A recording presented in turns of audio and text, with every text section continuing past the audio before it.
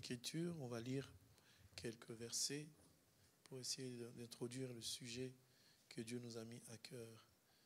J'ai ramené beaucoup de Bibles, mais c'est pour les raisons de la cause. Alors, ce n'est pas le texte de base, mais je le lis quand même. Notre texte de base sera dans le livre de Psaumes. On va quand même lire celui-ci. Matthieu chapitre 16, verset 1. Les pharisiens. Matthieu chapitre 16, verset 1. Le temps vous trouvez. Matthieu chapitre 16, verset 1er. Si tout le monde a trouvé, on va lire. Alors, je lis par la grâce de Dieu.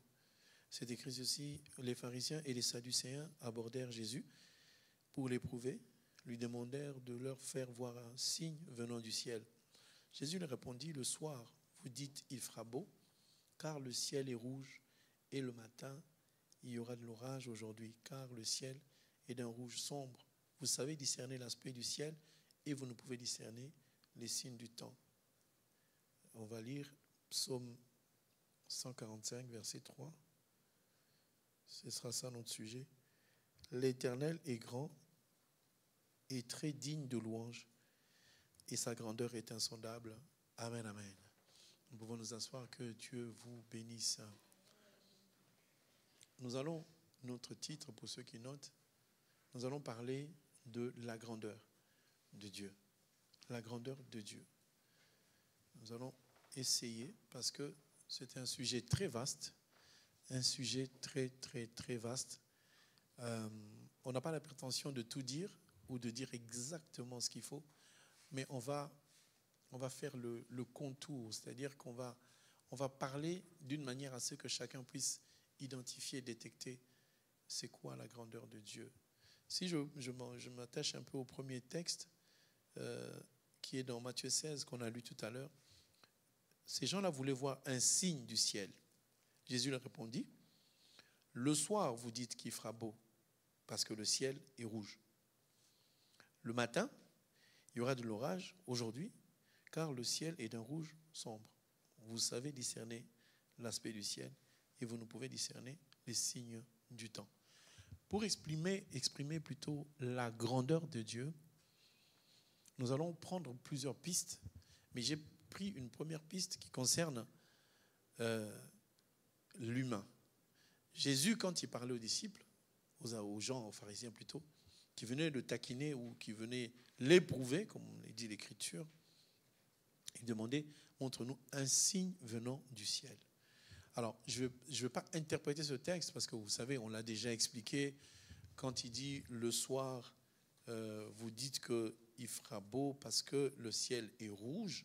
Le soir, vous savez que c'est le temps de la grâce. Le ciel est rouge, on dit qu'il fera beau parce qu'il fait beau dans le temps de la grâce. Mais quand il dit le matin, lorsque vous voyez que le soleil est d'un rouge vif, c'est-à-dire que le soleil est en colère, Jésus leur répondit: le soir, vous dites il fera beau. Pourquoi il fait beau? Parce que vous regardez le ciel, vous le voyez d'un rouge, vous dites que c'est bien. Ce rouge-là, quand on regarde par l'interprétation, c'est le rouge du sang de Jésus qui fait la beauté de ce que nous sommes.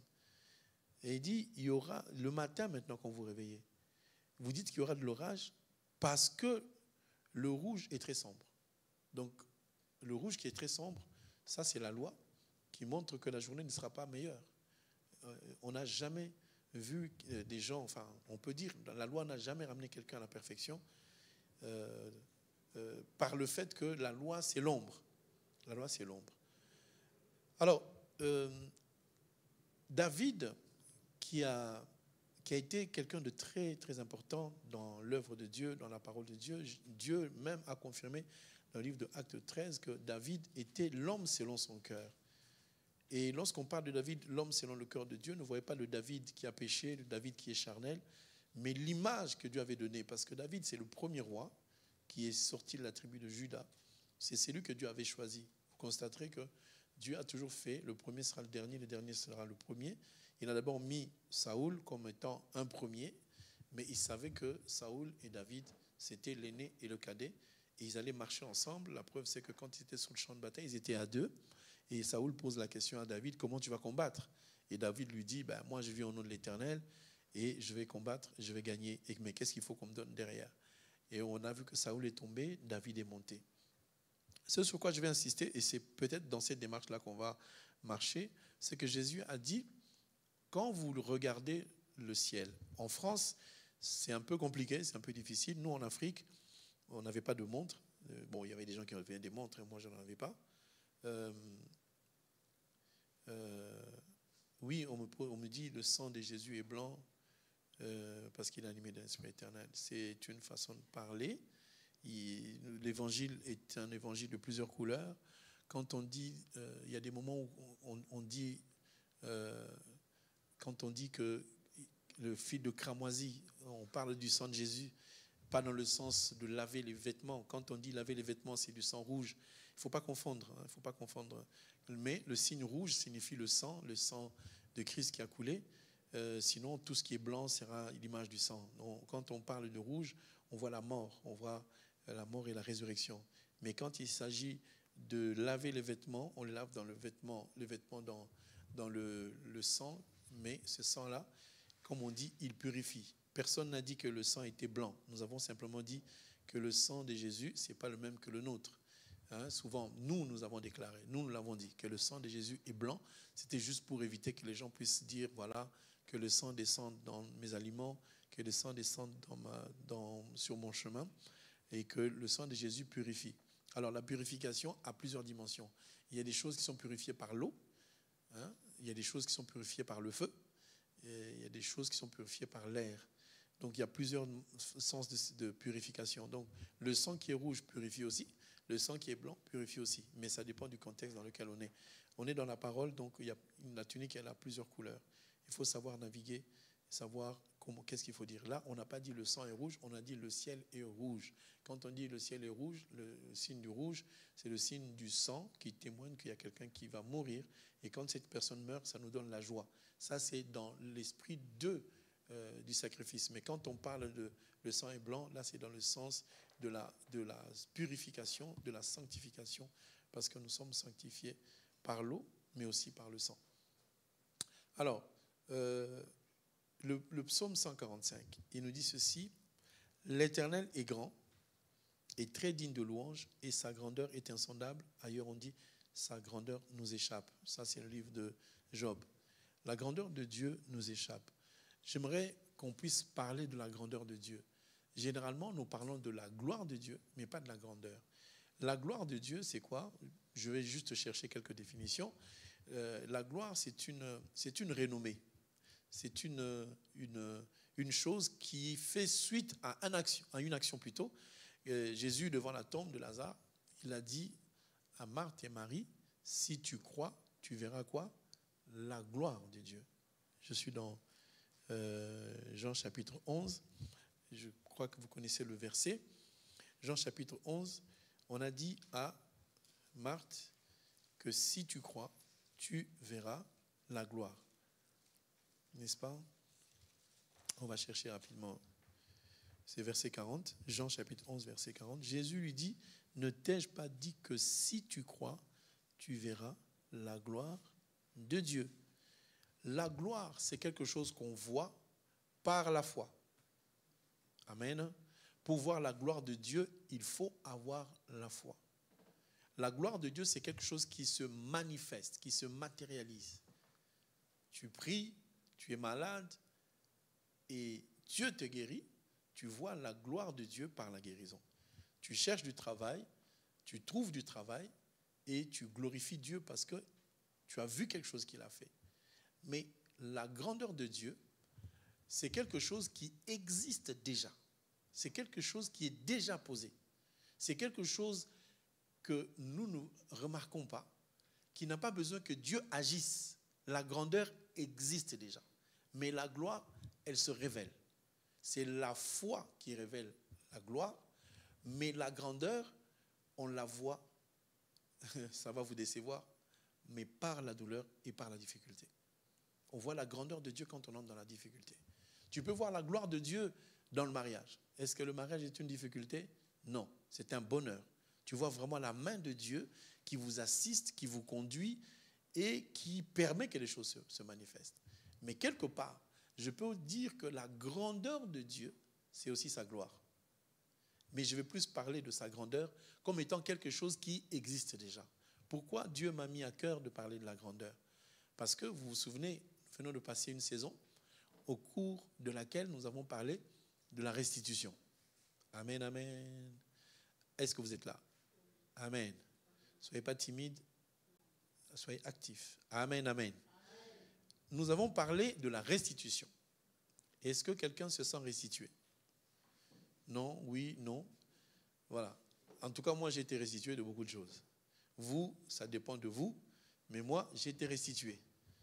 Amen, amen. Parce que la restitution se fait aussi par la foi. C'est que si je crois quelque chose, la chose est là, la chose arrive. Si je pense à quelque chose que je crois vrai, la chose arrive. Maintenant, on continue comme si je parlais de la restitution, mais je veux parler de qui c'est qui donne la restitution. Parce que si tu rencontres quelqu'un sur le chemin, un enfant te tend un billet de 10 €. Tu vas le prendre ou tu ne vas pas le prendre? Raisonnons. Un enfant, allez, il a 4 ans et demi, il prend tonton, tantine, tiens, il te donne. Tu vas prendre ou tu ne vas pas prendre? À dire, c'est un sorcier. Pourquoi il me donne? Hein? Pourquoi il me donne? Vous voyez, quelque part, tu commences à douter. Mais où tu as trouvé les 10 €? Tu les as trouvés où? Au lieu de prendre seulement, tu vas dire non, c'est bizarre. C'est peut-être à sa maman. Pourquoi il veut me le donner? On est d'accord ou pas? Maintenant, quelqu'un qui sort d'un véhicule, allez, une grosse cylindrée, et il te voit, oh, bonjour, attendez, il sort un billet de 100, il te donne. Tu vas le prendre ou pas? Soyons sincères. Tu vas le prendre ou pas? Non, parce que tu te dis, il sort d'une voiture, c'est peut-être un sorcier, un occultiste qui veut m'ensorceler. Oui ou non? C'est ça, non? Bon, maintenant tu es marié, ton mari te dit, chérie, tiens 200 €. Est-ce que tu vas refuser? Tu sautes dessus, n'est-ce pas? Tu prends ou tu ne prends pas? Bon, le pasteur, il te dit, tiens, je te donne 500 €. Tu vas prendre ou pas? Pourquoi vous êtes timide? Il n'y a pas de piège. Hein? Il n'y a pas de piège. Hein? Attendez, à la sortie, là, je me mets là, je donne 500 à chacun. Vous allez prendre oui ou non? Ah ouais. C'est lui qui ne prend pas, on va lui imposer les mains. Vous avez remarqué que ce qu'on vous donne ne dépend pas de la quantité, mais dépend de la personne qui vous donne. Si c'est le pasteur qui te donne, si je te donne une canette, tu vas la boire. C'est sûr. Mais si c'est une sœur, là, tu vas dire, je vais boire à la maison. Pourquoi tu vas boire à la maison? Parce qu'il dit, on ne sait jamais. Parce que tu sais que c'est lui qui me donne là. Il est sanctifié. Là, sa vie, on la voit qui marche avec le Seigneur. Je prends, je bois. Mais quelqu'un qui, un coup, il est là, un coup, il n'est pas là, il vient, il te tend la même canette, le même prix. Tu vas prendre, mais tu ne vas pas boire. Donc, j'aimerais que dans la grandeur de Dieu, nous puissions nous rendre compte que c'est lui qui nous donne est beaucoup plus grand qu'on ne peut le penser. C'est lui qui nous protège. Il est tellement grand, tellement fort, tellement puissant que s'il faut qu'on détermine sa grandeur, on ne saura jamais le faire. C'est que Dieu n'est pas limité par ce que nous sommes. Nous sommes limités dans notre chair. Mais Dieu est illimité parce qu'il est, à l'origine, il s'appelle l'Éternel, mais on l'a appelé Dieu parce qu'on doit le vénérer. C'est que le ciel est 1 milliard de milliards plus grand qu'on peut l'imaginer. Donc le ciel n'est pas un lieu, on dit tiens il est allé au 3e ciel comme s'il est entré dans un appartement à 3 pièces. Le ciel c'est ce qu'on voit et ce qu'on ne voit pas. Je regardais, je pense que dimanche je vais demander le concours de Thomas pour projeter cette petite vidéo dans laquelle quelqu'un est en train de dire que dans l'univers, il y a 85% des choses qu'on ne voit pas. Nous voyons 5% des choses. Alors, essaye d'imaginer un peu, quand tu sors, tu vois 5% des choses. Quand tu marches, tu vois 5% des choses. Quand tu vis dans tout ce que tu es en train de vivre, il n'y a que 5% des choses. Est-ce que quelqu'un sait qu'il y a une planète qui s'appelle Saturne? Vous savez que ça existe. Vous savez que Jupiter existe. Vous savez que Mars existe. Mais ça, est-ce que vous l'avez déjà vu? Même dans les documentaires, vous ne pouvez pas voir. Donc, c'est lui qui a dit que le ciel existe. Il a fait 3 ciels, mais il y a un ciel qui est visible. Quand on descend dans le ciel qui est visible, j'aimerais te dire que la distance entre le ciel et la terre, si on prend l'avion pour y aller, on va mettre 14 mois pour arriver. On part en janvier, on arrive... Non, c'est plus que ça. C'est beaucoup plus que ça. C'est que quelqu'un qui prend l'avion pour aller en Afrique, il fait 8 heures de vol. Mais pour aller toucher le ciel, s'approcher du bord du ciel, il faut voyager pendant... Ah oui, c'était pas 12 mois, c'est 12 ans. Il faut voyager 12 ans pour arriver au ciel, avec l'avion. 12 ans. Donc, tu voyages pendant 12 ans, tu étais jeune, tu pousses la barbe, tu n'es pas encore arrivé. Vous voyez, quand tu arrives au soleil, ben c'est déjà trop tard. C'est très loin, c'est très très loin.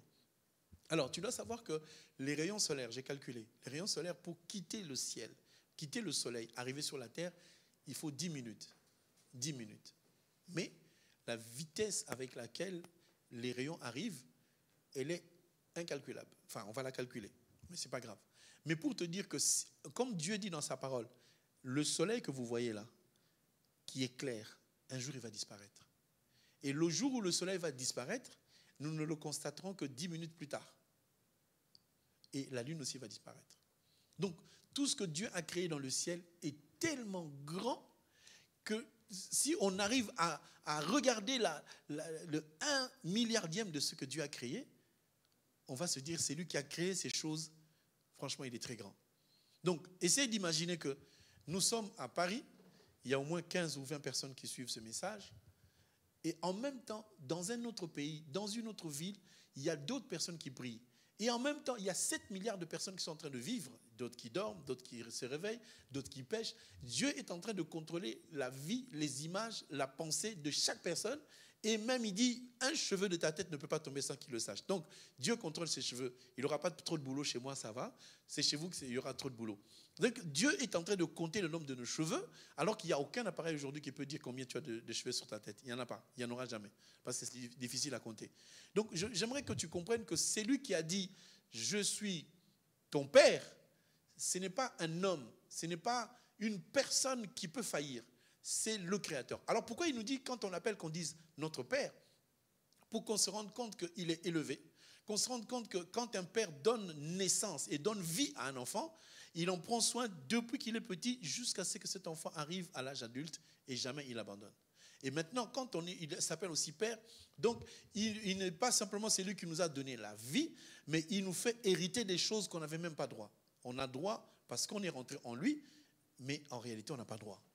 Si aujourd'hui, tu essaies de penser ce que Dieu est en train de faire, le nombre de planètes, des étoiles, alors il y a 300 milliards, des milliards d'étoiles dans le système solaire. Je vais trouver les chiffres exacts pour te dire.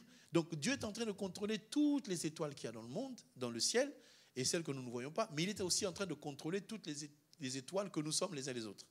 Alors j'aimerais que chacun saisisse que le Dieu Tout-Puissant qui nous a donné la vie, c'est lui qui nous a dit, je suis votre père, vous êtes mes fils. C'est un Dieu qui est au-delà des limites humaines. Maintenant, quand toi tu viens avec ton problème, ta maladie, tes soucis, manque d'argent, tu essaies d'imaginer maintenant, est-ce que Dieu est capable de faire ça parce que l'huissier de justice viendra demain? Ça, c'est toi qui penses ça. Est-ce que Dieu peut enlever cette maladie parce que cette maladie, les médecins ont dit?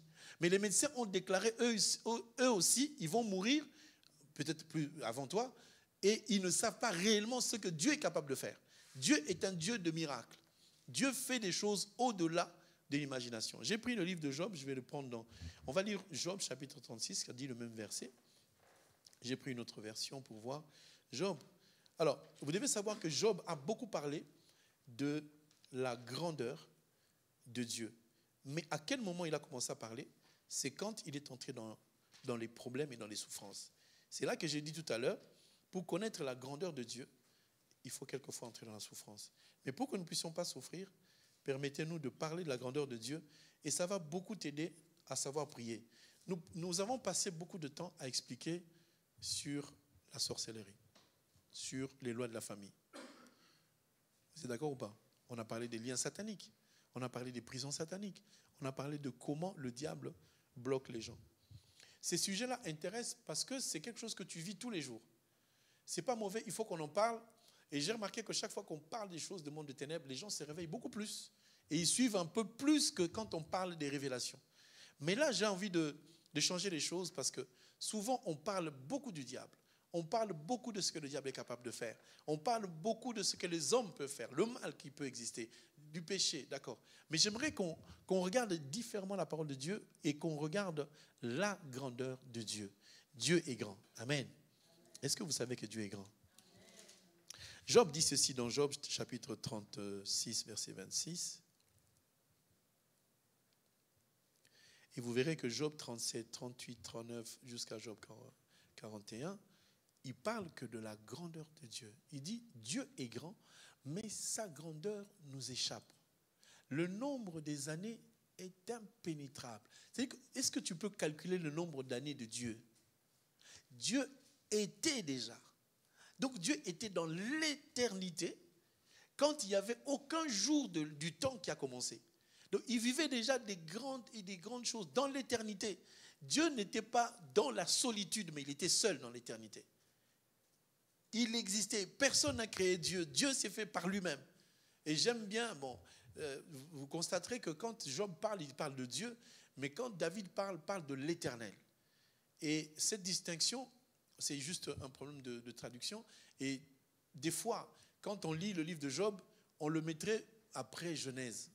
Parce que des fois, on parle un peu de certaines choses qui concernent Abraham ou Moïse. On mettrait ce livre. Donc, on n'aurait pas pu dire Dieu, on aurait pu dire simplement l'éternel. Pourquoi on dit l'éternel? Parce que c'est lui qui vit dans l'éternité, s'appelle l'éternel. Si on dit Dieu, Dieu, c'est parce qu'il y a quelqu'un qui l'adore. C'est un mot qui signifie quelqu'un qui l'adore. Et la grandeur de Dieu, c'est que dans l'éternité, il n'avait pas encore créé, mais il savait qu'il allait créer. Il savait que les choses allaient arriver. Donc l'éternité est plus grand que le temps. Quand l'éternité existait, il n'y avait rien. Mais quand il a fait apparaître le temps, il a mis l'étendue, il a séparé l'étendue d'en haut et l'étendue d'en bas. Et l'étendue d'en haut, il a appelé comment? Le ciel, n'est-ce pas? Il l'a appelé ciel. Mais c'est ce que lui, il a fait. Mais lui, il habitait où? Pendant qu'il créait, il habitait l'éternité. Donc ça veut dire que le ciel dont nous sommes en train de parler, c'est un ciel qui a un temps. C'est un ciel qui est limité. Mais pourtant, malgré que le ciel est limité, Dieu s'y trouve toujours. Est-ce que vous comprenez?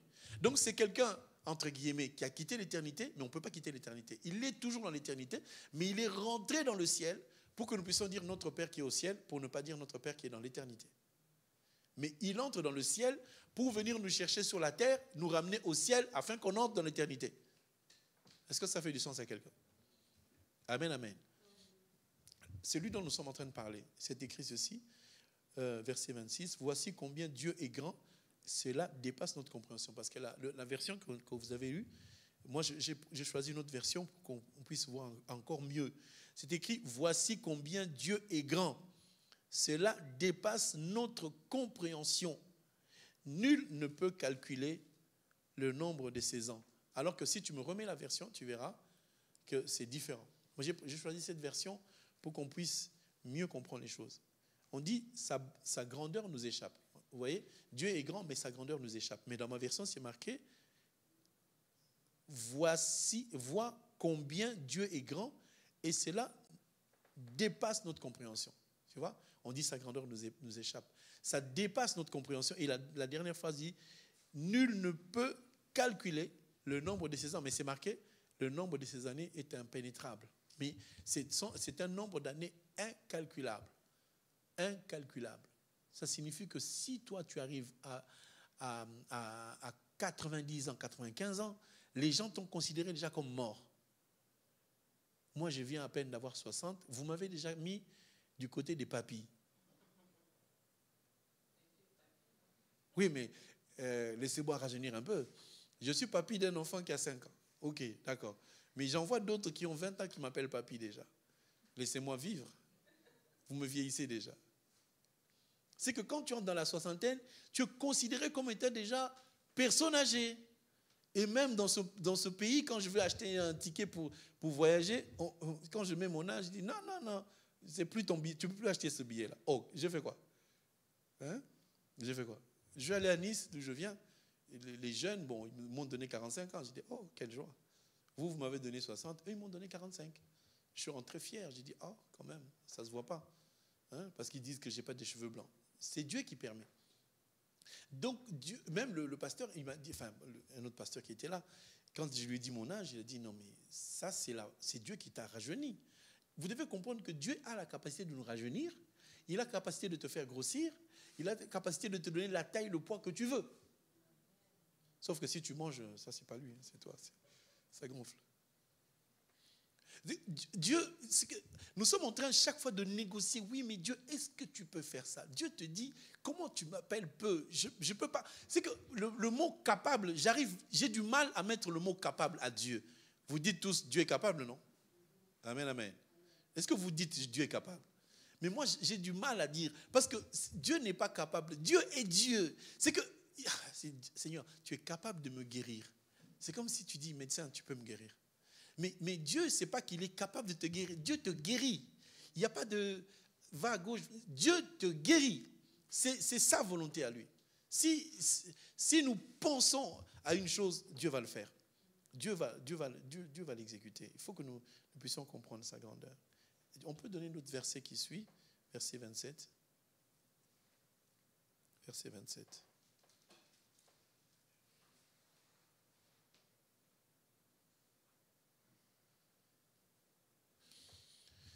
Je vais prendre une version. Il attire à lui les gouttes d'eau, il les réduit en vapeur et forme la pluie. Aujourd'hui, il y a eu la pluie, non? Est-ce que vous connaissez le nombre de gouttes qui sont tombées? Mais Dieu connaît le nombre de gouttes qui sont tombées. Dieu, il sait. C'est qu'il est le seul Dieu créateur. Vous devez savoir que sur le globe terrestre, il y a 2/3 composés d'eau. La terre est composée de 1/3. Si tous les océans, toutes les mers, toutes les rivières débordent, la terre va disparaître. Vous le savez ou pas? Amen, amen. Mais Dieu a dit ceci dans la Bible. Dieu a fixé une limite à la terre. Il a fixé une limite à la mer plutôt pour que la mer n'arrive pas dans la terre. C'est pas extraordinaire ça? C'est Dieu qui a dit, la mer, tu vas t'arrêter ici. Tu ne peux pas déborder. Alors, vous savez qu'il y a des fleuves qui se jettent dans la mer. Des fleuves, il y en a beaucoup. L'Amazone, le Congo, ils se jettent dans la mer. Vous ne pensez pas que la mer peut se remplir et déborder? Pourquoi ça ne déborde pas? Il pleut tout le temps, surtout en Afrique, il pleut toute l'année, et l'eau est déversée dans l'océan tout le temps, tout le temps. Mais pourquoi cet océan-là ne déborde pas pour entrer dans la terre? Parce que Dieu a fait un système qui fait que, puisqu'il y a 2/3 sur la surface de la terre qui est composée d'eau, le soleil, quand il sort, il chauffe l'eau, l'eau s'évapore.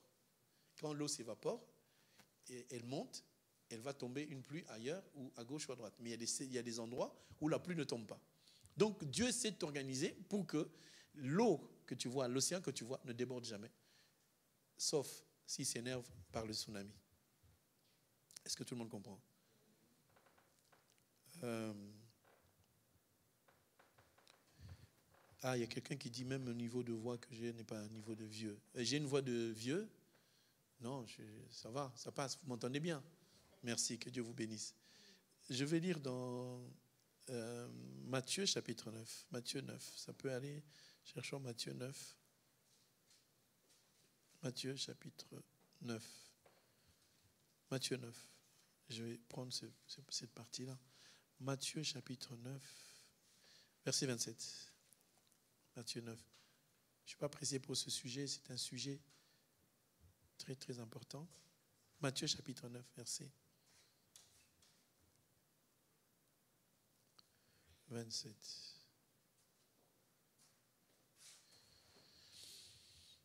On va lire par la grâce de Dieu. Étant parti de là, Jésus fut suivi par 2 aveugles qui criaient « Aie pitié de nous, fils de David ». Lorsqu'il fut arrivé à la maison, les aveugles s'approchèrent de lui. Et Jésus leur dit « Croyez-vous que je puisse faire cela ?»« Oui, Seigneur, lui répondit-il. Alors, il leur toucha les yeux en disant « Qu'il vous soit fait selon votre foi. » Et leurs yeux s'ouvrirent. Jésus leur fit cette recommandation sévère: « Prenez garde que personne ne le sache. » Mais dès qu'ils furent sortis, ils répandirent la renommée dans tout le pays. verset 29. Alors il leur toucha les yeux en disant quoi? Qu'il vous soit fait selon votre foi. Alors, je vous pose la question, on est ensemble, on médite. Ces aveugles-là, ils ont vu à cause de quoi? Parce que Jésus les a touchés ou parce qu'ils ont cru?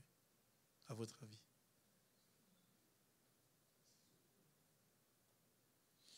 Il y en a qui disent Jésus les a touchés. En fait, Jésus est en train de dire, et il nous dit aujourd'hui, nous ne sommes pas guéris parce qu'on a prié pour nous. Nous ne sommes pas guéris parce que quelqu'un nous a touchés. Nous sommes guéris parce que nous croyons. Ça veut dire que c'est ta foi qui te guérit. Amen, amen. C'est ta foi qui te guérit. Voilà pourquoi nous faisons beaucoup de gymnastique pour expliquer à certaines personnes. On dit la foi vient de ce qu'on entend. Ce qu'on entend vient de la parole de Christ. N'est-ce pas? Ok. Si quelqu'un n'a pas la connaissance de la parole, il entre dans la maison comme une dame, elle me dira, mon mari est mort, on est parti l'enterrer, je reviens dans la maison, j'ouvre, je trouve un corbeau sur son lit. Je trouve un corbeau, mais un corbeau vraiment noir. C'est une histoire rocambolesque. Et dans la cuisine, il y avait un pigeon. Il m'a dit une colombe, mais je sais qu'en France, il n'y a pas de colombe, c'est un pigeon. Un pigeon qui mange n'importe quoi. Alors, j'ai demandé, mais madame, vous avez fait quoi? Mais je suis allé chercher le prêtre. Le prêtre est venu avec une grosse croix là, pour lui montrer la croix. Tiens, le corbeau, est-ce qu'il connaît la croix? Hein? Il vient avec, en plus il est allé chercher une grosse croix là. Il dit, tu vas voir, on va l'exorciser. Ils ont mis sur le corbeau comme ça. Le corbeau ne bougeait pas, il faisait comme ça. On a dit, ça ne va pas, il faut chercher un deuxième prêtre. Ils sont venus avec le deuxième prêtre. Le corbeau, il les attendait. Ils étaient là. Ils ont tout fait pour que le corbeau il sorte. On l'a chassé, tchou, il n'est pas parti. Il était sur le lit du mort. Enfin, on l'a déjà enterré. Il était sur le lit. Les prêtres ont transpiré pour faire sortir ce corbeau-là.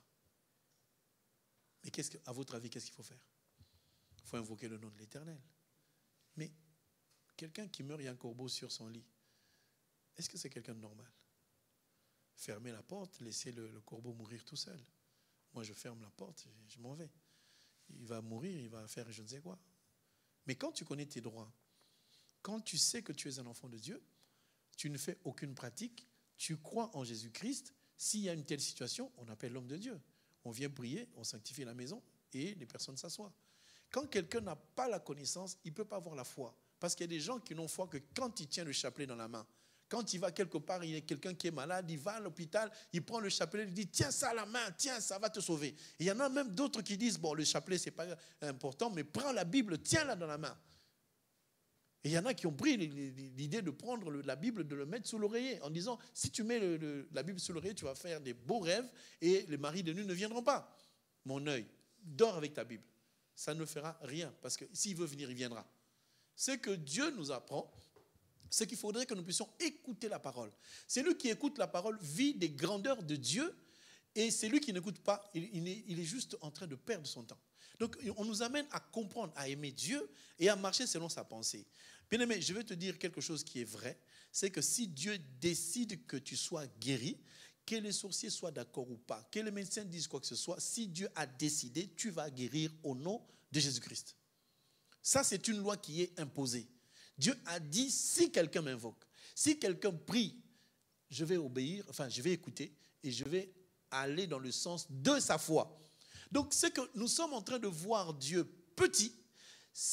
Quand nous voyons Dieu petit, nos maladies aussi deviennent plus grandes que Dieu. Regardez, les gens ont l'habitude de parler de la gravité de leur maladie, de la gravité du problème en France, de la crise qui est en train d'augmenter, mais les gens oublient qu'au-dessus de toutes ces choses, il y a quelqu'un qui s'appelle Jésus. Vous connaissez l'effet gaz à effet de serre. Vous savez que ça existe. Le trou qu'il y a dans l'ozone, vous savez que ça existe. Vous savez que la guerre mondiale peut éclater du jour au lendemain. Il y a quelqu'un qui a 80 ans. Trump, il a quel âge? Je ne sais même pas. Il tremble des mains et des pieds.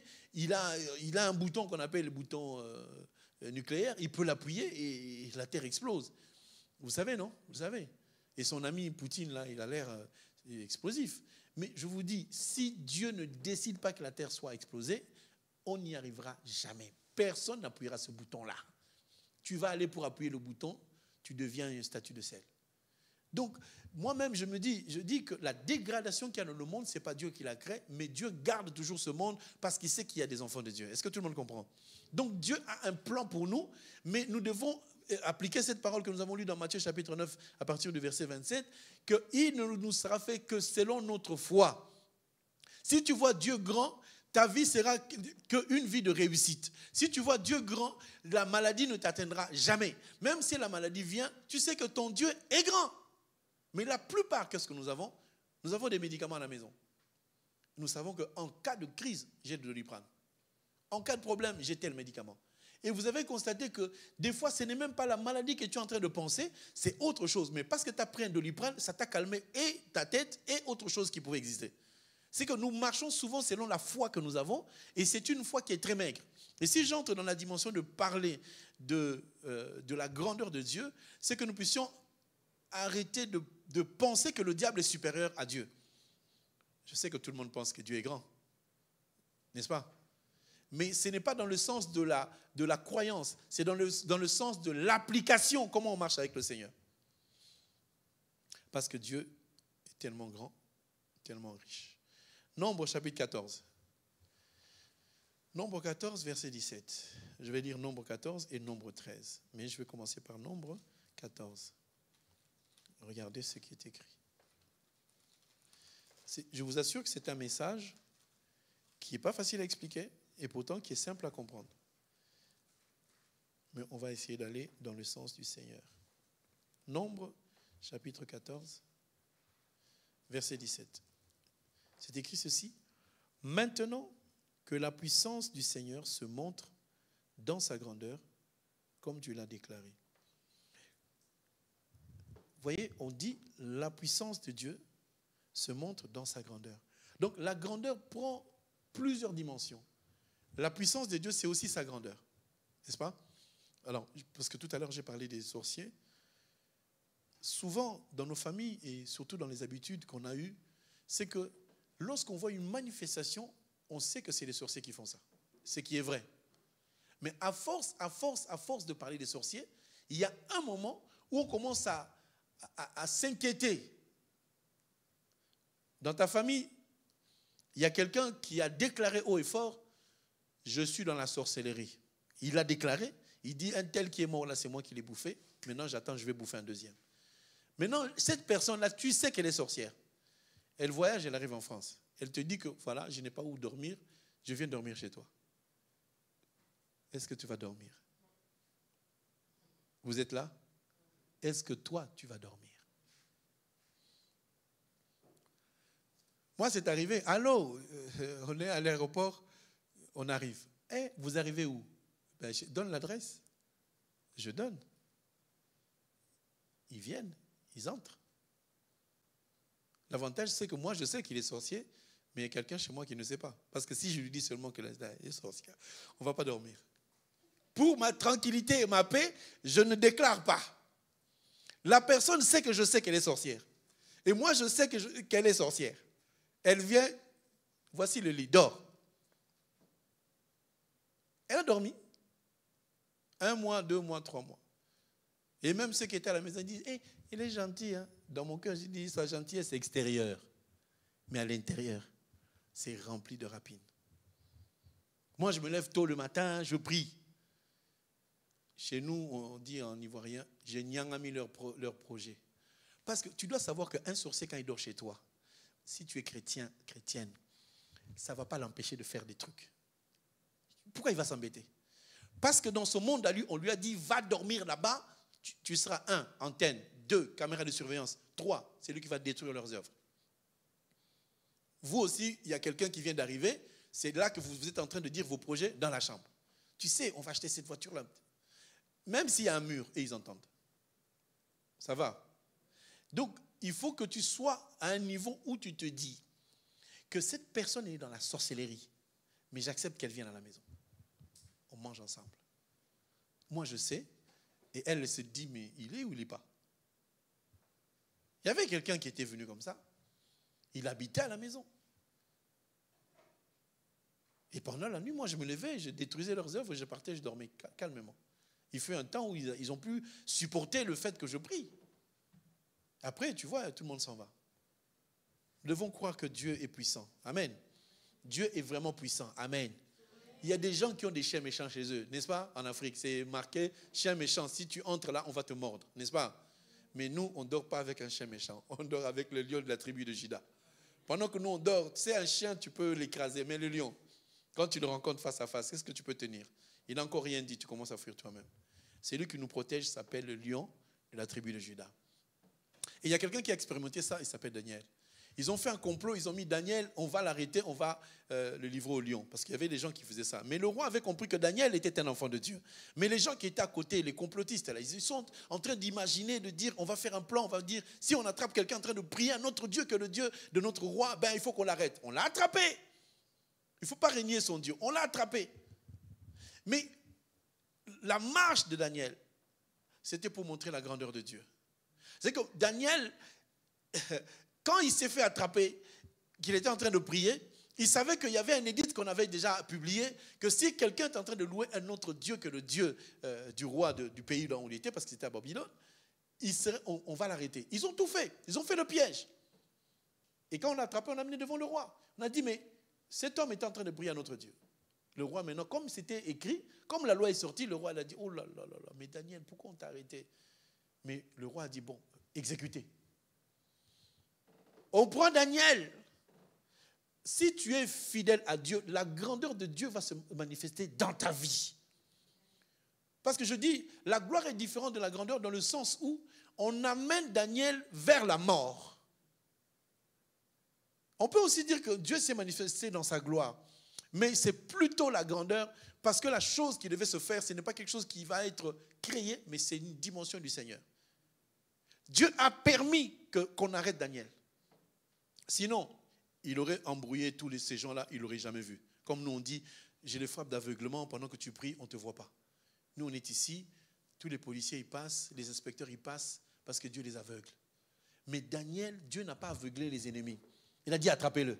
Parce que Dieu voulait manifester sa grandeur dans Babylone, qu'on sache qu'il est Dieu. On amène Daniel. Et dans la fosse aux lions, c'est qu'on a affamé les lions. Le lion, il aime manger tous les jours. Il est comme vous. Il aime manger tout le temps. Un jeûne et prière. Ah, pasteur, on a trop migré. On a pris les lions. On savait que ces lions-là, il faut qu'on le mette 7 jours. Le lion n'a pas mangé. Il s'est tourné. Il était là. S'il voit quelqu'un. Maintenant, on prend Daniel. Daniel, serviteur de l'Éternel. Daniel, quelqu'un qui adorait Dieu. Il s'est retrouvé à Babylone chez les païens. Et les païens l'ont attrapé. Non pas parce qu'il a volé, mais parce qu'il a servi le Dieu Tout-Puissant. Le Dieu qui est étendu, qu'on ne connaît pas ce nombre de jours. Nous, on vit 90 ans, mais lui, c'est des milliards et des milliards d'années existants et qui existeraient encore. Si on dit il est le même hier, aujourd'hui, éternellement, parce que dans l'éternité, il n'y a ni commencement ni fin, et c'est que quand on est dans le temps qu'il y a le commencement et la fin. On prend Daniel, ils étaient contents et heureux de dire enfin, on va se débarrasser. Ce sont des sorciers. Parce que les sorciers, quand tu pries, tu les déranges. Est-ce que tu le sais? Chaque fois que tu pries, même si ta prière, Seigneur, protège toute ma famille. Même si dans cette famille, il y a encore des petits sorciers qui viennent de naître, Dieu va les garder. Parce qu'il veut qu'ils puissent être convertis. Dieu dit, j'ai besoin d'une seule personne. Pas 10, pas 15. Mais il y a des gens pour t'ensorceler, il faut qu'ils fassent une coalition. Il faut qu'il appelle la belle famille, la famille et les voisins des familles pour se liguer, qu'il y ait au moins 280 sorciers pour t'attaquer la nuit. Mais pour te sauver, c'est une seule personne qui vient. Jésus descend. Tous les gens se sont ligués, ils ont pris Daniel. Tu sais, quand le diable te livre à la mort, il est content. Il y a des gens qui sont contents quand tu es dans le malheur. Moi, je ne comprends pas. Un enfant de Dieu ne peut pas se réjouir. Oh, un frère tel est tombé, il a fait un accident. Bien fait pour lui. Non. Même si je pense du mal de toi, quand j'apprends que tu es malade, je dis, hé, papa, pardon, c'est peut-être ma pensée qui a fait ça. Je libère. Mais eux, quand on leur a dit que Daniel, et puis Daniel, ce n'était pas n'importe qui, c'était quelqu'un qui était aussi gouverneur, il dirigeait aussi là-bas. On l'a pris. On a dit, voilà, toi qui étais dans les bureaux là, maintenant là, on va te jeter. Ils l'ont jeté dans la fosse aux lions. Ils étaient là en train de regarder. C'était le soir. Ils ont dit, c'est fini pour cet homme. Ils sont partis. Ils sont allés ouvrir la cage. Maintenant, le lion est entré. Premier lion, deuxième lion, troisième lion, quatrième lion. On sent l'odeur. Le lion commence à... Je sens l'odeur. Dieu vient, il fait ça devant les lions. Allez. Les lions ne voient plus Daniel. Ils ne sentent plus l'odeur. Et je te dis, les lions se sont approchés de Daniel. Ils sont venus le caresser. Daniel caressait la crinière. Ils avaient faim. Ils avaient faim. Mais quand ils sentaient l'odeur, Daniel n'avait plus l'odeur d'un homme. Daniel avait l'odeur de l'esprit. Si nous avons l'odeur de la chair, un lion peut nous manger. Le sorcier te mangera si tu as l'odeur de la chair. Mais si tu as l'odeur de l'esprit, quand il vient, il dit il n'y a personne. Amen, amen. Si, souvent quand on prêche, arrêtez le mensonge. Ah, le pasteur, lui croit que quoi? Lui, il ne ment pas. C'est pour toi. Parce que l'odeur de la chair, ça attire les démons. L'odeur du péché, ça attire. Puisque Daniel était saint, puisque Daniel n'a pas péché, puisque Daniel servait son Dieu, à cause de son service à Dieu, on l'a attrapé, on l'a mis dans la fosse. Oui, je sais, il y a des prédicateurs qui disent Dieu a fermé la bouche de tous les lions. Moi, je dis que Dieu n'a pas fermé leur bouche. La bouche des lions était ouverte. Un lion, comment tu vas lui fermer la bouche? Parce que les animaux qui ont des poils, ils ont ce qu'on appelle un métabolisme de la langue, de la bouche. Vous voyez, le chien, souvent, il a la langue ouverte. Pourquoi il a la langue ouverte? C'est parce qu'il n'a pas les pores comme nous. Le chien transpire par sa langue. Il doit laisser sa langue ouverte pour que toute sa transpiration sorte parce qu'il a des poils. Vous comprenez? Donc le lion, c'est pareil. Le lion doit avoir tout le temps sa bouche ouverte pour qu'il puisse faire son métabolisme. Parce que dans sa bouche, il y a la langue qui a des pores qui sont les mêmes que chez nous. Quand tu transpires, tu vois qu'il y a de la sueur qui sort. Mais eux, ils transpirent par la langue. Ils sont obligés de laisser leur bouche ouverte. C'est pour ça que vous verrez des chiens, leur langue est en train de couler parce qu'ils sont en train de faire leur métabolisme. Donc, on n'a pas fermé la bouche des lions. On n'a pas fermé. On les a laissés. On les a laissés tels qu'ils sont. Si on ferme la bouche des lions, c'est que le miracle n'est pas là. Donc, les dents, certainement que Daniel a dû regarder. « Ah, tu as des grandes dents, mais toi, tu n'en as pas des grands. » Mais ils ont passé la soirée ensemble. C'était toute une nuit. Le lion allait et revenait. Il venait le toucher. Bien aimé, il y a des moments où la maladie peut aussi te toucher. La maladie peut aussi te frôler. Les problèmes peuvent t'arriver. Ils sont là, mais ils ne te mangeront pas. Les problèmes qui nous arrivent ne vont pas nous submerger. La maladie qui vient, moi j'ai toujours dit et je le déclarerai toujours, quand on a dit Lazare est malade, Jésus a dit cette maladie n'est pas pour la mort. Donc si j'ai une maladie, ce ne sera pas pour la mort. Ma mort, ça sera autre chose. Dieu peut se servir de la maladie pour dire que je parte. Mais ça ne sera pas ça qui va me tuer. Parce que je vous annonce que Lazare n'est pas mort de maladie. Vous le savez. Il est mort de quoi alors? On a annoncé Jésus, Lazare est mort. Plutôt, Lazare est malade. Il a dit, ce n'est pas pour la maladie et ce n'est pas pour la mort. Ok? Après, on est venu dire, Lazare est mort. Lazare est mort de quoi alors? Il y a quelqu'un qui a la réponse? Vous qui êtes sur Zoom, Lazare est mort de quoi? Lazare est mort de quoi? Vous ne savez pas? C'est qui a tué Lazare? Non, Lazare n'est pas mort de vieillesse. Il y a quelqu'un qui dit vieillesse. Lazare était jeune. Hein? On a dit Lazare est malade. Bon, devoir à domicile. Vous viendrez me dire de quoi il est mort. Qu'est-ce qui a tué Lazare? En tout cas, ce n'est pas la maladie. Oui, mais qu'est-ce qu'il a vraiment tué? La réponse se trouve dans le texte. Parce qu'on a dit Lazare est malade. Jésus a dit non, il ne va pas mourir. Non, ce n'est pas une maladie qui l'amènera à la mort. Donc, Lazare n'est pas mort parce que Jésus a dit cette maladie n'est pas pour la mort. Donc, Lazare n'est pas mort de la maladie parce que Jésus l'a dit. Si Dieu dit que le soleil soit, le soleil sera. Dieu a dit que Lazare ne mourra pas de maladie. Cette maladie n'est pas pour la mort. On va y aller. Jean chapitre 11.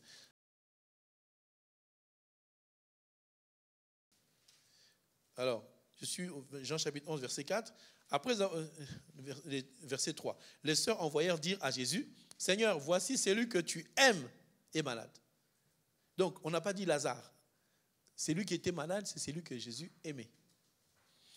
Après avoir entendu cela, Jésus dit, « Cette maladie n'est point à la mort, mais elle est pour la gloire de Dieu, afin que le Fils soit glorifié en elle. » Qu'est-ce que je vous disais? Quand la maladie vient, elle trouve Lazare. Elle vérifie Lazare, elle voit que Lazare n'est pas dans la chair. C'est comme ça que Jésus dit, on a dit à Jésus, c'est lui que tu aimes, n'est-ce pas?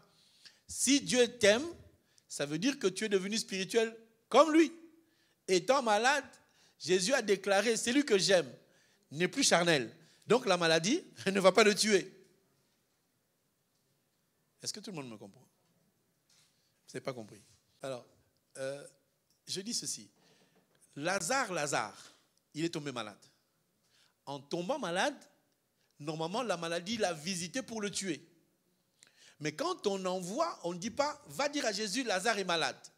Va dire à Jésus, c'est lui que tu aimes. Dieu n'aime que les gens qui ont sa nature. Amen, amen. En tout cas, tu aimes que les gens de ta famille, oui ou non? Si un homme a une femme, c'est la seule qu'il aime. On est d'accord ou pas? Pourquoi? Parce que c'est sa femme. Tu vois? C'est lui que tu aimes est malade. Donc, Lazare devient donc la femme de Jésus. On lui dit que celui que tu aimes est malade. On ne lui a pas dit, si on avait dit Lazare est malade, il a dit, il va mourir.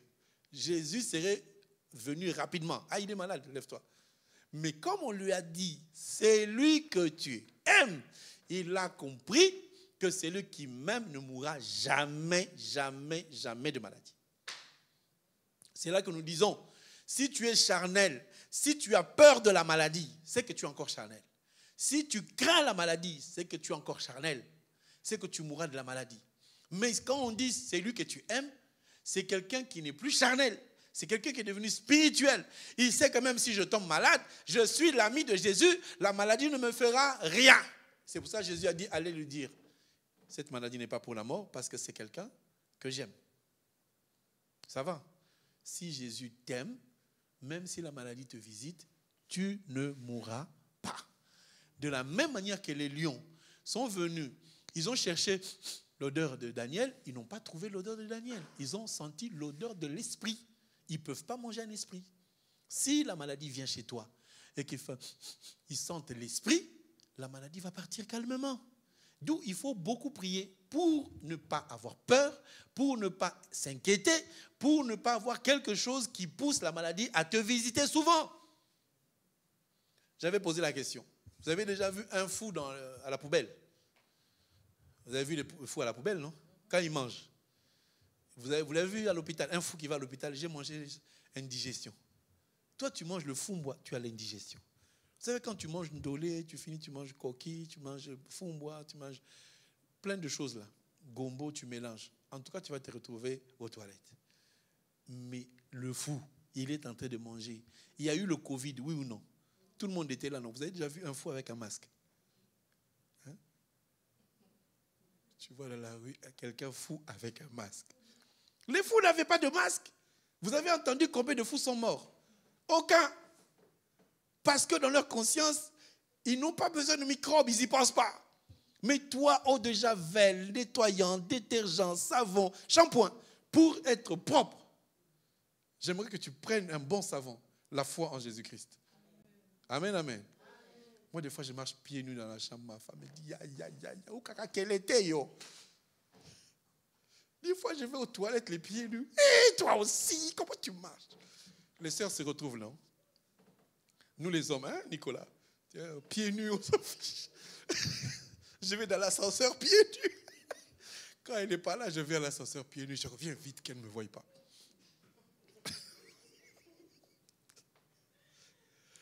Oh, les microbes! Tu as marché dans les microbes. Dis, laisse les microbes tranquilles. Moi, je suis spirituel. Ils ne sentent pas mon odeur. Et quand on est en Afrique, qu'est-ce qu'on n'a pas mangé? Au coin de la rue, tu vois la voiture elle passe, la poussière. Est-ce que tu calcules même? C'est comment? Chez vous, je ne sais pas. C'est la tête qui n'est pas pareille. Ce n'est pas l'organisme.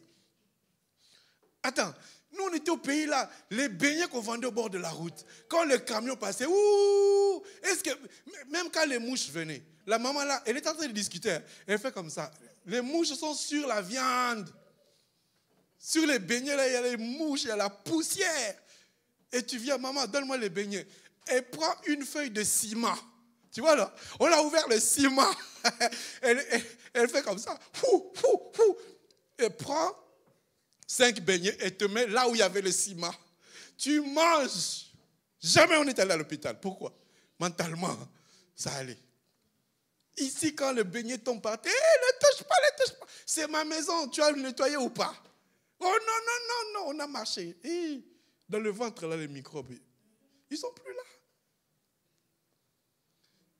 C'est dans la pensée. Tout est dans la tête. Il y a des gens qui entrent à l'hôpital. Il avait des maux de tête, maladie nosocomiale, il sort, il est sur chaise roulante. Qu'est-ce qui s'est passé? Oh, il a attrapé un virus à l'hôpital, il ne s'était pas lavé les mains. Vous croyez que c'est les mains? Quand il est en train d'ouvrir les portes d'hôpital, il est malade, c'est quoi? C'est le cancer. Le cancer, ça finit jamais. Non, ça va finir. Dieu est un Dieu de gloire. Dieu est grand. Bon, je n'ai pas dit, vous allez dire, ouais, le pasteur, il a dit, marchons pieds nus. J'ai dit, ma foi à moi. Je peux marcher pieds nus. Des choses qui, il y a une bonne viande, elle tombe chez moi au salon. Je ramasse, je mange. Je mange. Tu vas dire, il y a des gens qui s'énervent. Pourquoi tu manges, c'est tombé par terre? C'est ma bouche. C'est ma bouche à moi. C'est mon ventre. Oh, mais pourquoi tu manges des choses qui sont tombées par terre? Mais parce que je trouve que les microbes, ils ne sont pas là. Surtout que c'est la nuit. Et les microbes, ils dorment. C'est dans notre tête. Si tu sais que tu as un Dieu qui veille sur toi, tu ne vas pas t'inquiéter des choses que tu vois. Ce que tu vois là, c'est trop petit. Les microbes, les sorciers. Tu ne peux pas t'asseoir pour réfléchir comment les sorciers ont fait pour m'attraper. Je n'ai pas le temps.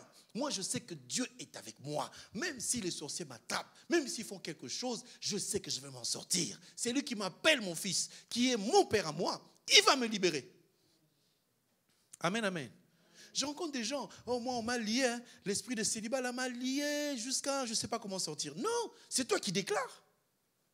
Dieu dit, il te sera fait selon ta foi. Puisque lui, il a tout accompli. À la croix, il a tout accompli. Les maladies que vous voyez, devant Dieu, il fait ça. Ça disparaît. Ce n'est qu'à toi de croire que autant cette maladie est grande, autant Dieu est plus grand que la maladie. Dieu est capable. Je vous ai raconté quand on est allé prier pour un enfant qui était sur chaise roulante depuis 3 ans, 4 ans. Dieu m'a dit, touche ses genoux, il va marcher. Ah, on m'a dit, papa, on va avoir des problèmes ici. Hein. Tu as touché, il ne se lève pas, qu'est-ce qui va se passer? Mais j'ai la conviction que ce garçon va se lever. Je prie. On part. À l'époque, il est venu là, il marchait. Parce qu'on croit à ce que Dieu nous donne de dire.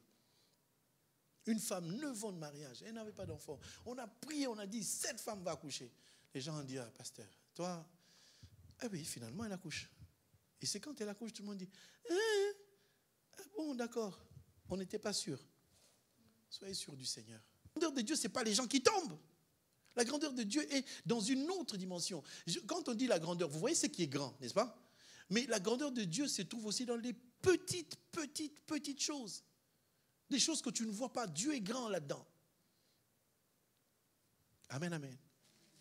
Est-ce que tu sais que tous nous avons des poils dans le nez? Tout le monde les a. Ça sert à quoi? Nous les hommes, on a dit, ouais, ça ressort, c'est pas beau. C'est pas beau pour vous, mais c'est beau pour Dieu. Dieu, quand il met des poils comme ça, quand tu respires, ce sont ces poils-là qui arrêtent la poussière. C'est fait pour ça. Mais est-ce que tu te rends compte qu'il y a des gens qui éternuent, toi tu n'éternues pas? Il y a des gens qui ont les pollens, qui développent des allergies. Mais toi, tu ne les as pas. Parce que Dieu a mis quelque chose en toi que les autres n'ont pas. Mais c'est ça la grandeur de Dieu. La grandeur de Dieu, ce n'est pas simplement quand on achète une voiture. Les gens disent, oui, il est riche, c'est ça la grandeur de Dieu. Non. La grandeur de Dieu se manifeste au travers de ce que Dieu veut faire. Et quand il le fait, ça donne gloire à son nom. On se rend compte que Dieu utilise. Essayez d'imaginer un peu. Dieu prend, là je parle de Jésus, quelqu'un vient, il est malade, enfin il est aveugle, il ne voit pas. La moindre des choses, c'est de lui laver les yeux, avec la salive, peut-être. Mais il prend quelque chose qui en principe tue. Mais il le prend pour guérir. Est-ce que vous comprenez? Si tu prends du sable, que tu vois bien, tu mets le sable dans les yeux, qu'est-ce qui va t'arriver? Tu vas perdre la vue, tu deviens aveugle. Mais Jésus voit un aveugle qui déjà ne voit pas, il prend la salive, il mélange avec du sable, il lui met encore dans les yeux pour qu'il ne voie pas du tout. Et il lui dit, va te laver. Donc doublement, cette personne ne pouvait pas voir. Mais quand Jésus lui demande d'aller, c'est qui a guéri l'aveugle. C'est le fait de se déplacer. Est-ce que vous comprenez? Je vous ai demandé qu'est-ce qui a tué Lazare. Vous ne m'avez pas dit. Mais qu'est-ce qui a guéri l'aveugle à Siloé? Ce n'est pas la salive, ni le sable, mais c'est la foi qu'il a eue, parce qu'on lui a dit, va au réservoir de Siloé. Moi, je pense que quand on lui a mis la boue, parce qu'il n'a pas mis légèrement pour dire, bon, je te mets un peu la boue, mais il en a mis, hein. Il a dû mettre une couche à gauche et à droite. Et je suis persuadé que ça piquait dans ses yeux. Et cet homme n'a pas pleuré, cet homme n'a pas gémi. Il a dit, ah, mais je pensais que tu allais ouvrir mes yeux, mais tu m'as mis du sable. Oh, c'est quoi ça? Non. Il lui a dit en plus, comme tu ne vois pas, va au réservoir de Siloé. Ils étaient à combien de kilomètres du réservoir de Siloé? C'était à gauche, à droite ou au centre? Il ne sait pas. Jésus lui a dit, va tout droit, c'est le réservoir. Non, il ne lui a pas dit. Il lui a dit, va au réservoir de Siloé. Mais, mon gars, écoute, excuse-moi, pardon, je ne vois pas. Le réservoir, il est par où? La foi, c'est que Dieu te dit, tu vas guérir. Comment je vais guérir? Pourquoi? À quel moment? À quel hôpital? Quel médicament? Pourquoi tu poses tout le temps des questions à Dieu? Dieu t'a dit, tu vas te marier, tu vas guérir, tu vas prospérer. Mais demande pas, Seigneur, tu avais dit, mais ça fait 5 ans que ça ne vient pas, ça fait 10 ans. Pourquoi tu comptes l'heure à Dieu? Dieu t'a dit quoi? Et si le chrono va se réduire, la guérison, la délivrance viendra pas parce que tu vas attendre, mais parce que tu crois que c'est déjà fait. Le monsieur à qui on a mis la boue dans les yeux, quand il s'est levé pour chercher le réservoir de Siloé, c'est sa guérison déjà qui a commencé. Parce qu'il aurait pu contester. Il aurait pu dire, c'est pas normal. Mais l'autre aveugle là, tu avais juste posé les mains, et pourquoi moi tu mets la salive? Pourquoi moi tu mets... Non, il n'a pas contesté. Et donc, Dieu ne nous éprouve pas en général, mais Dieu nous éprouve par rapport à la foi de chacun. Si tu as une faible foi, il va t'éprouver avec une faiblesse. Et les résultats seront aussi faibles. Mais si tu as une grande foi, Dieu va t'éprouver dans des grandes choses. Voilà pourquoi beaucoup de pasteurs, ils ont des gros soucis dans leur maison, dans leur famille, dans leur foyer, parce que ce sont des épreuves qui permettent aussi la grandeur de Dieu de se manifester pour que l'homme de Dieu continue encore, continue encore. Et Dieu veut que chacun de nous vive sa grandeur. Amen. Dieu veut que tu vives sa grandeur. Dieu a une seule grandeur qui est unique, mais la perception sera différente. Je te donne un exemple. Quand tu dis à Noé, Noé, qu'est-ce que tu penses des corbeaux? Noé va te dire quoi? Les corbeaux, mais ils sont méchants. Je les envoie, ils ne reviennent jamais. Hein. Moi, je n'aime pas les corbeaux. Vous comprenez?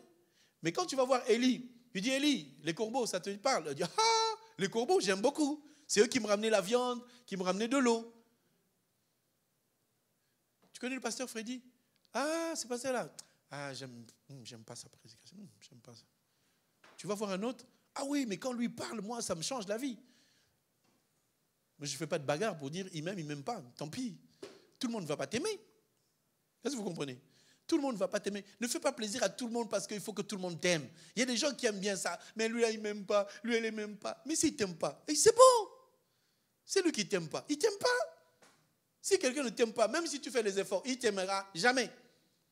Mais celui qui t'aime, reste avec celui qui t'aime. Va vers ceux qui t'aiment et non pas celui qui ne t'aime pas. Il y en a toujours qui viennent pleurer, ma soeur, ces gens-là, ils ne m'aiment pas du tout. Mais, ma soeur, cherche ceux qui t'aiment. Il y en a au moins 2 ou 3. Oui, mais je veux que tout le monde m'aime. Non. Jésus, tout le monde l'a aimé. Non. En plus, il a pris du pain.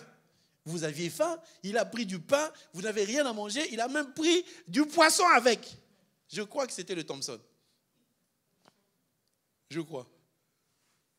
Il leur a donné. Ils ont mangé. Mais quand il fallait tuer Jésus, ils ont dit tuez-le. Et ce qui est dans ton ventre là, tu ne te rappelles pas le ventre là qui est plein. Les gens sont mauvais. Mais c'est le monde qui est comme ça. J'aimerais que tu vois Dieu dans la grandeur qui te permet de le comprendre. Vois Dieu dans la grandeur de ce que tu reçois. Et Dieu t'augmentera sa grandeur petit à petit parce que c'est quelque chose de grand. Si tu crois que Dieu peut guérir les maux de tête, c'est bien. Mais crois aussi qu'il peut enlever le cancer. Crois aussi qu'il peut enlever la stérilité. Crois aussi qu'il peut faire ressusciter un mort. Dieu est capable. C'est nous qui le limitons en disant, oui, mais il est quand même mort. Là, il n'y a rien à faire. Non, il y a quelque chose à faire. Si on croit, on va voir la gloire de Dieu. Amen, amen. Que Dieu nous aide à voir sa grandeur.